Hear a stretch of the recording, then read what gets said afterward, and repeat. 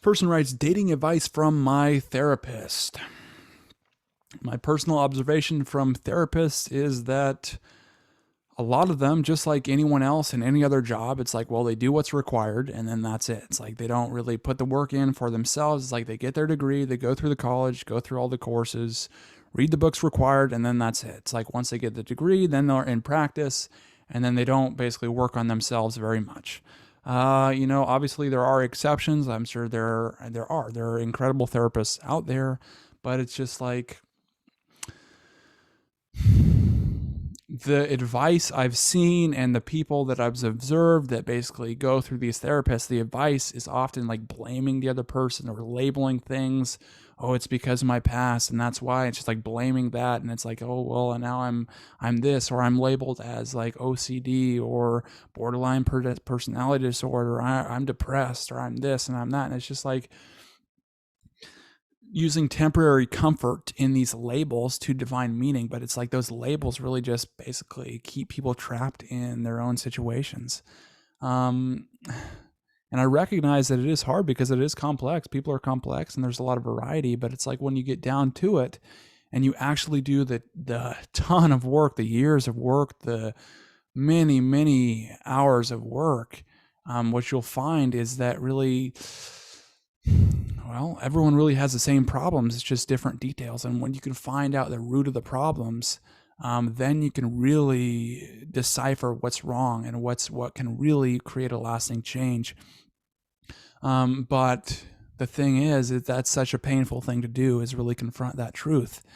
Is that what you'll find? And it's like the difficult job with therapists is what you'll find is that, some people just aren't willing to go through that pain of finding the truth and really confronting that truth, which is an absolute essential part of improvement, and really turning your life around. And so I recognize they are faced with a difficult thing by that, but I also recognize that a lot of them, their lives aren't ideal. And so it's like, because their lives aren't ideal, maybe they have drug addictions, which I've seen constantly from a lot of therapists, or they have their own mental issues.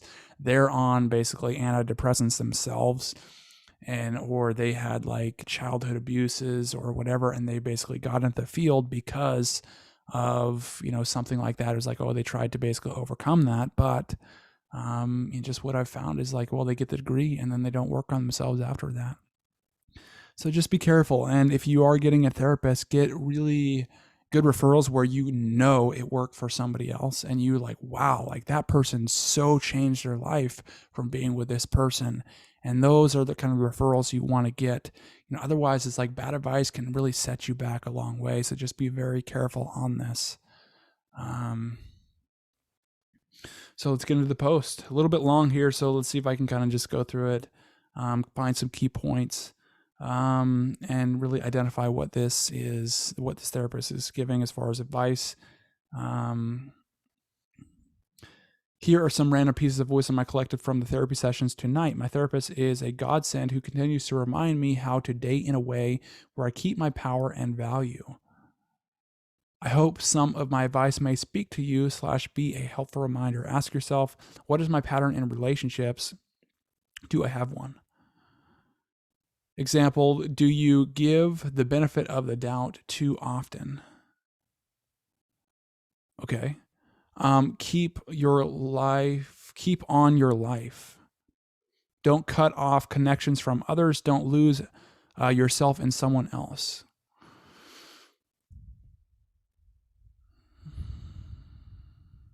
I'd like some more specifics on that, but let's keep going. It is not what they say, but what they do. Where is the proof? Where is the evidence? Careful on that one. It is often the case, especially like with women. Sometimes it's like they'll say things and they're talking indirectly, but really they want you to do something else, or they'll say that they're really attracted to you and things are going great, but then she's like cheating or she's flirting with other guys, and really how she's feeling is a different way. She just doesn't want to hurt your feelings. So I recognize that. But just be careful on judging this as total truth. So it's like judging someone on their actions as total truth. It's like, well, if they do something once, maybe it's just because they're in a terrible state. maybe they snap at you or they yell at you or whatever, but it's just like something else is going wrong in their life. And because they're in that negative, disempowering state, that's why they acted in that way. And so just like realize that, just because they acted in a way one time that was like really negative, don't assume that's them. And just assume it as they do really care about you. They're a very good person. And don't doubt that they aren't, because that can get you in trouble. But just recognize that, hey, what's going on with this other person? Or, ask yourself, hey, what else could this mean? If you were thinking like this person doesn't love me or they don't like me or they're a mean person, hey, what else can this mean?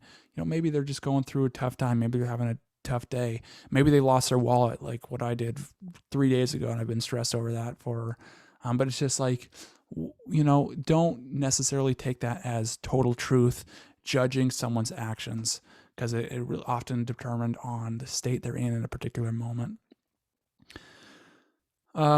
Dating and choosing a partner is like applying for a job. Ask yourself, is the job a good fit? What are they like? What are their values and opinions?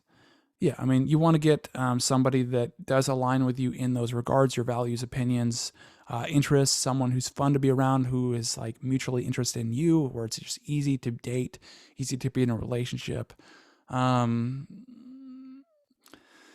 Opposites do attract, but that's more to do with really polarity. So feminine and masculinity, not necessarily contradicting values. You really want to get somebody who has the same values, or at least similar values.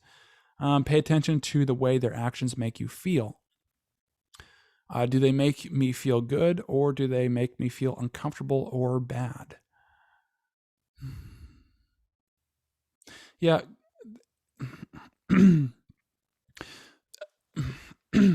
What I've also found with that is true. It's like intellectually that makes sense. But oftentimes you'll find that that's just an intellectual thing. People who feel bad in relationships sometimes stay in those relationships. And so it's like, even intellectually we think, oh, well, it's like I feel bad in this relationship. They don't leave. So just be careful on this, or be aware of this. I'm kind of just trying to pick through these things, what can go bad in this situation.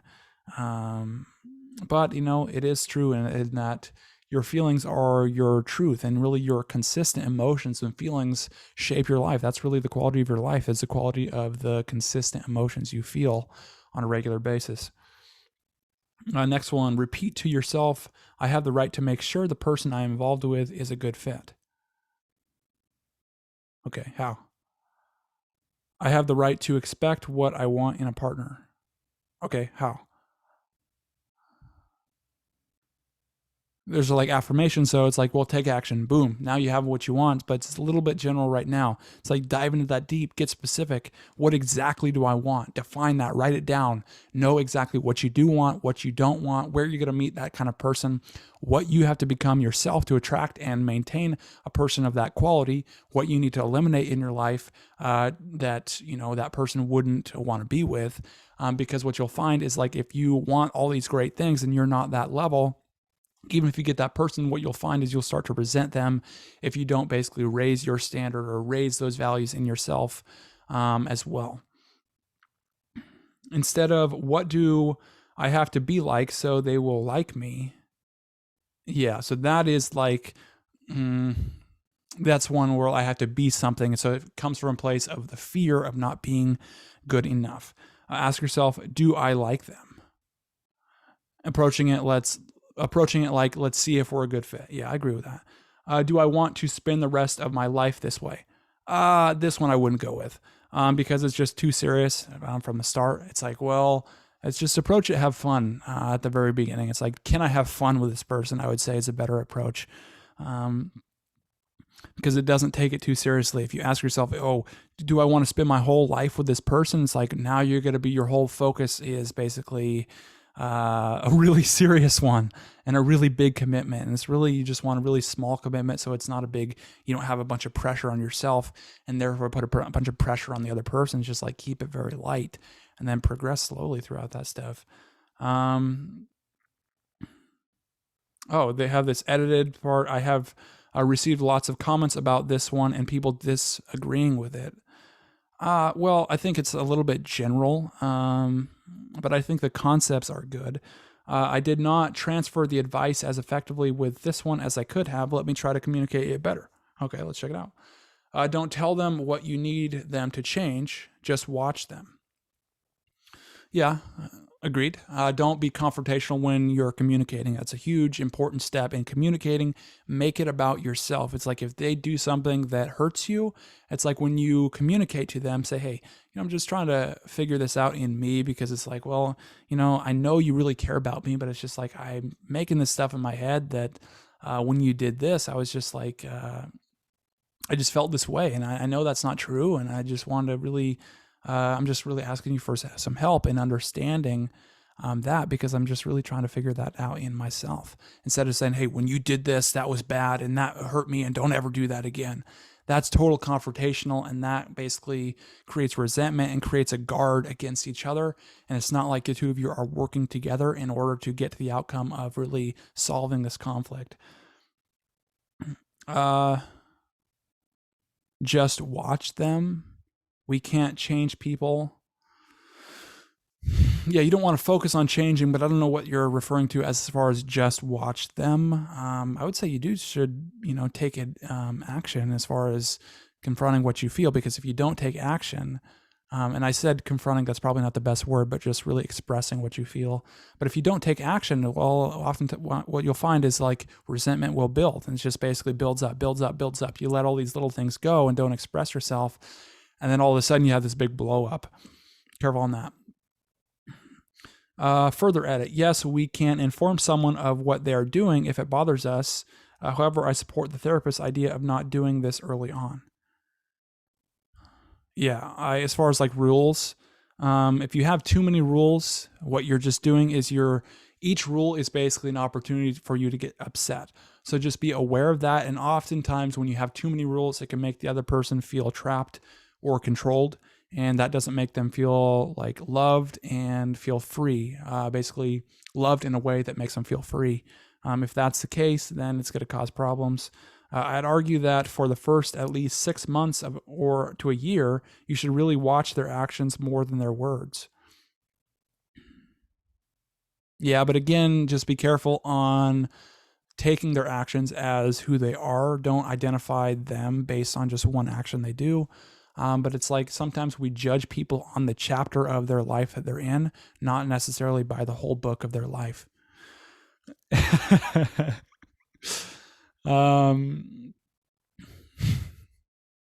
People can build up resentment when you call them on something, or they will change for short term to win you over.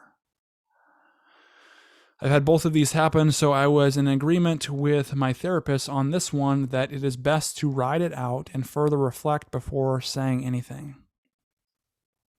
Yeah, again, I go back to that. That is such a crucial technique to basically make it about yourself when you're feeling hurt, not making it about the other person hurting you. It's more about potential red flags. Well, potential red flags, the first 90 days, usually people can hide who they really are, and they basically put on a mask on who they think they should be in order to be liked. So common thing. So many people use that, and so many people do that just naturally because they don't want to just mess things up or whatever it is, and so they basically put on this act or this show. And oftentimes what you'll find is like in that infatuation period, which is usually about a year, that also called like the honeymoon phase, is like, well, we're sometimes blinded by the other person's fault. So yeah, I agree. Be aware of these things. Don't rush into things. So it's like oftentimes people get married within this like first year, and what they realize after they've been married is like the person they're with really has a lot of problems that you didn't even realize, or you realized and just basically chose to ignore.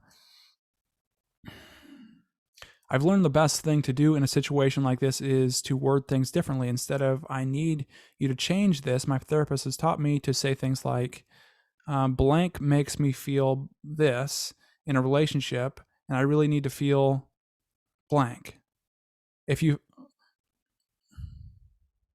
Okay, it's not bad. It's not bad, but it's like,